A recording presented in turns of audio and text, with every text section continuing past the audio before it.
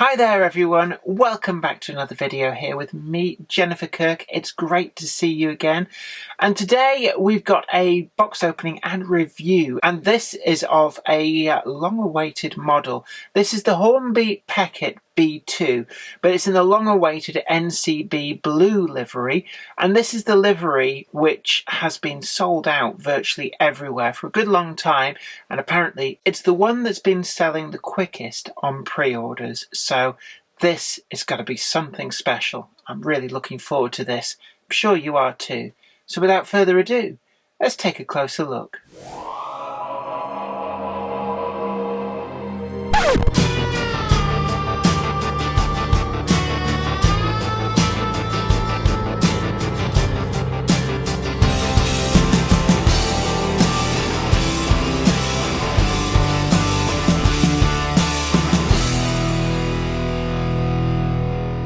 Well, here's the full package, and I just want to show you, written nicely on the receipt, it says, "Many thanks, Jenny, from Tim." So if you're in the area in Shaw, which is just sort of northeast of Manchester, do go and check him out. And he's got a load of these in, so if you're in the area, I'm sure he'll appreciate your custom, and tell him I sent you. And this, I have so been looking forward to this, it has to be said. It's come with the Dccc Decoder. Now, a little note on this, it takes the new Hornby 6-pin decoder. I haven't actually checked, but I guess that it'll take any 6-pin decoder that you can lay your hands on. But specifically Hornby have got these on the market for the B2 Peckett, and they also fit the Terrier locomotive too. And Tim at Arcadia is doing the pair for the same price as the Dccc fitted from Hornby ones would come in at. He just didn't happen to have any in stock whilst I was there today. Now, the box, it's a pretty typical Hornby box with your lovely picture on the front of the locomotive in question. And if I turn that over, on the back, we've got a little bit of history about the B1, 2 and 3 locomotives when they were built. And also, very specifically, it's got some information about this one. So it was built in 1918, which is actually quite later than I thought. I thought this was very much into the pre-grouping period, but it seems to have just been there by 5 years, but never mind. And it lasted at Ryhope Colliery, which was where it was bought for through nationalisation, became a property of NCB, and the livery that it is presented in is actually suitable for that later period. Survived there right through until 1966, when the colliery shut, and one presumes the locomotive was probably scrapped on site. But let's get it out of the slipcase. And you can see in here, got pretty standard packaging. So also, before I forget, we've got the catalogue number there of R3695. It says there, Peckett B2 NCB Ryhope Colliery. So I guess this would be good from the 1950s when the NCB came into existence, right through to 1966. But I don't model Ryhope Colliery, I just model whatever I like the look of. So, pretty locomotive like this is always welcome in my fleet. So, let's see, can we... Oh, there we go. Wow. Actually, the first thing I noticed when I picked this up is the weight. There is actually a lot of weight in this model.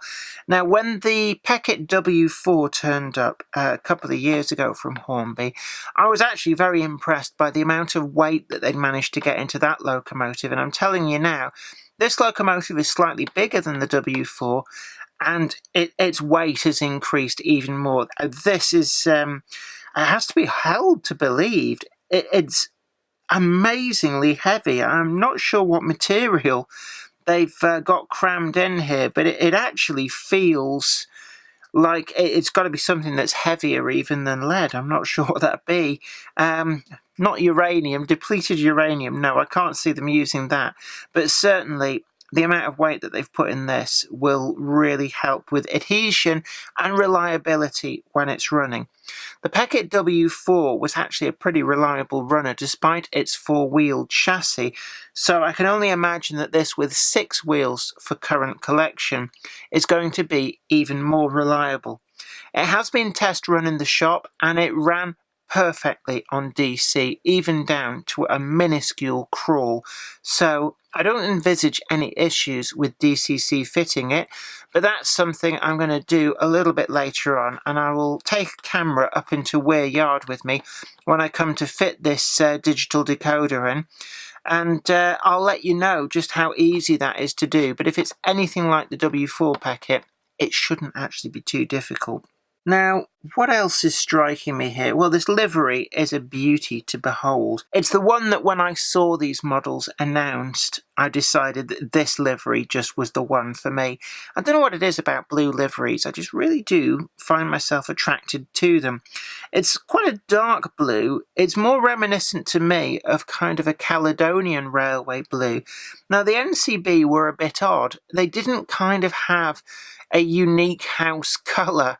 They seem to have varied in the way that they painted their locomotives. So I've seen everything from lime green to black to red, yellow even, and also blue.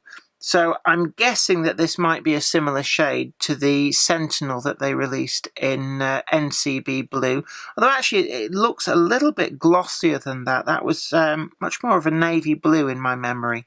The actual detail that we've got underneath here, I'm just seeing, yeah, you can just about, if I move my hand out the way, I don't know how well that's going to get picked up on the camera, but there is an air gap all the way underneath the boiler through where the motion would be, and it is a very slender gap, but there is a suggestion of something in there. I can certainly see that the boiler itself is modelled all the way round, so I can only presume that the design of the motor is very, very carefully done to fit into here. I'm not sure how it comes apart, but I guess it's probably very similar to the design of construction of the W4. The motion is very, very fine. I'm looking there, and this is an area that Hornby have always been very good at. I mean, you just have to compare their Class 8 shunter to the Bachmann alternative. They're both really good models, but the Hornby one takes the edge, particularly on the scale thickness of the connecting rods, and this model is no exception. Hornby have delivered a very, very scale-looking locomotive. The detail that's on here, from the oil pots, the correct joggling of the connecting rods, everything's there. And this detail up at the front is really, really nicely done. There's a bit of something in there. Is that just packaging? I'm just going to check there. And it does look to be something from the packaging.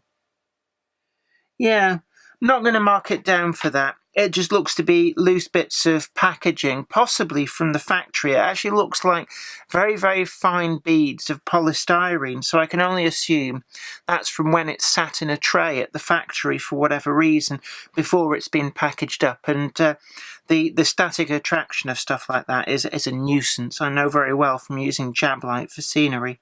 The actual lining is absolutely marvellous. I'm looking at there. It looks to be 2 parallel white lines, possibly with black in between. It's difficult to tell, but they are absolutely square and true. The tempo printing on this model has been perfectly executed, and I'm not seeing any trace of any skew width lining whatsoever. We've also got a works plate on there, and I can see, if I just remove my glasses, it's perfectly legible. I just can't read it because my eyesight's not good enough. And then we've got underneath Ryhope Colliery. So the actual home colliery of the locomotive is printed on the side. Looking around, we've got some very slender, appears to be metal detail there of the smoke box front. It's kind of got like a flange, which is fluted out ever so slightly as per the prototype, I'm guessing. Yeah, it's fluted out both sides, which is a really nice touch. The actual face of the locomotive, now it looks quite similar to the W4 Peckett and has been captured perfectly by Hornby. And what else have we got on there? We don't have sprung buffers. They are turned metal buffers, but they're not sprung either front or back. For me, that's not a huge issue, but I know anybody who might be using 3-link couplings might find that a little bit of a nuisance. Turning the locomotive over, we've got couplings in NEM pockets. These are the slimline couplings that it comes with, and I suspect that if you lever these out, there's a couple of screws, and that will let you take the body off the locomotive. It appears to be driven from the centre axle. There's a gear there with a very small hint of white grease on it, but certainly it's open at the bottom, just like on quite a few other Hornby locomotives, and it means that when you do come to need to oil any of the drivetrain, it's pretty easy access without needing to dismantle anything. These buffer beams have struck me as being very, very fine. If I hold that there at that, you can see that the contours on the buffer beam are accurate. They kind of taper in towards the edges, but they're very much a scale thickness. I'm really liking that. That is so well done. I'm actually really impressed with that. Looking at the side, again, my eye is drawn to these steps.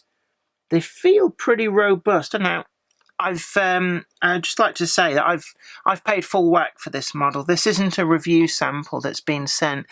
This is a model which I wanted so much that I've had on order since it was announced.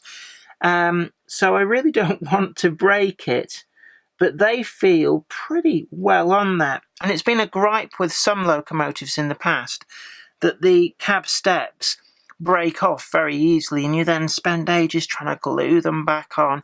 And usually it's because they're plastic trying to glue to metal, and that's never really a good combination. But on this model, they are very firmly in there. We've also got this wasp stripe effect on there, and that has been nicely realised. Other bits of detail, we appear to have drain cocks there on the front face of the cylinders. It's a really tiny detail, but it does stand out. That is a very nice touch. The cylinders themselves are correctly angled as per the prototypes, and it all looks the part, and it's pretty robust as well. I know that when I've been looking at some of the Daypole models of late, like the London and South Western Railway B4 dock tank, all of this crosshead detail is made of plastic on them and always feels a bit flimsy. I haven't had any breakages as yet, but I'm just very conscious that they are plastic. On this, the parts do appear to have all been correctly moulded out of metal, so there's a real sense of durability in the construction of this model. Looking inside the cab, all of the backhead detail on the boiler firebox back there is really nicely done. And having the cab painted in this sort of cream colour, I really do like that. A lot of the prototype locomotives had a light coloured cab interior, and it really brings the detail to the fore. I'm looking there, we've got separately applied valves, pipework, all manner of bits, regulators. We've got the lever there for forward and reverse gear on the valve, and everything is so exquisitely done. The brake lever as well, that is very, very fine on the top there. I don't really want to prod it because that looks so, so fine. In terms of other aspects, let's have a look. The glazing on the front face of the cab isn't too obvious at the back there. It was a criticism which I had of the Hornby Terrier, was that the glazing, the way it had been done on the inside, gave that kind of weird shine and you could see the clear plastic. But on this, whilst I don't know how they've done that, maybe they've addressed that, but there's I think there may be a glazing bar across there, but it's been done in such a way that it is not really noticeable. On the back of the cab, though, you can see the glazing bar. Just hold at that angle. And for me, that's maybe a minor detraction. It's something that, you know, we saw in the Terrier, and it is a shame that they're doing the flush glazing in the cabs in this way, where it's visible. On the back of the locomotive, we've got a correctly modelled profile of the bunker. I really like the curve there. The radius of the curve of the back of the bunker looks to be just right. And this is an area which could be difficult to do in tooling up. It's a little bit of a complex arc, but Hornby have captured that perfectly. In the tender, we've got a model of the coal in plastic, and I'm just seeing, I don't know whether that comes out. It may come out, but it is fairly well in there. So I'm not sure whether you can take that out and there is a representation of the bunker underneath. Certainly with the tender locomotives, we've had that as well, which is really, really nice. But if it doesn't do that, I don't think it's a big issue on a locomotive this size, to be honest with you. The rest of the model, the boiler, I don't see any visible parting lines. We've got the seams which would have been on the actual cladding on the real locomotive have been accurately and actually quite subtly portrayed there. And there's another on that side. And we've got some very, very fine rivet detail going round and down the centre of the boiler. On the top of the cab, just like we saw with the W4 Peckett, we've got a very, very fine metal whistle. Do be careful with these because they are quite easy to break, but being moulded in metal, they are pretty durable. The actual dome is nicely reproduced, and again, all the contours appear to be absolutely perfect as per the prototype. Moving further forward, the chimney, quite often this can be make or break with a locomotive, and this is nicely done. I'm looking down the chimney. There is a hole going all the way down there, and I really have to concentrate to see the bottom, so actually that's pretty good. I always find that if you get a locomotive where you can see very clearly that the funnel just sort of ends in there, I always think that's a major detraction because you're going to be looking at these models from above an awful lot of the time, so it's nice to see that that has been done really well. The metal handrails are very, very slender. They're pretty strong as well. I've had a problem with some other manufacturers of late having some pretty weedily applied metal handrails. It's all very well having handrails that are really fine and slender, but if they come apart in your hands, that's no good. No hint of that on this model. They are all pretty well firmly attached. Overall, this model does not disappoint. I've been waiting a long time for this. In fact, I've been left to wait a lot longer than those who ordered the other livery variations because this has come last to the market. But am I disappointed? No. The best things come to those who wait, and this really is the best of the Hornby B2 Peckett liveries, in my opinion. Overall score, well, the only faults I can really find on this are that glazing bar in the back of the cab. But it is a minor detraction in my opinion, so I'm going to give this a 9.9 out of 10. It was hyped quite a lot by those who were really looking forward to another industrial locomotive design reaching the ready-to-run shelves, and really, I don't think any of those people are going to be disappointed.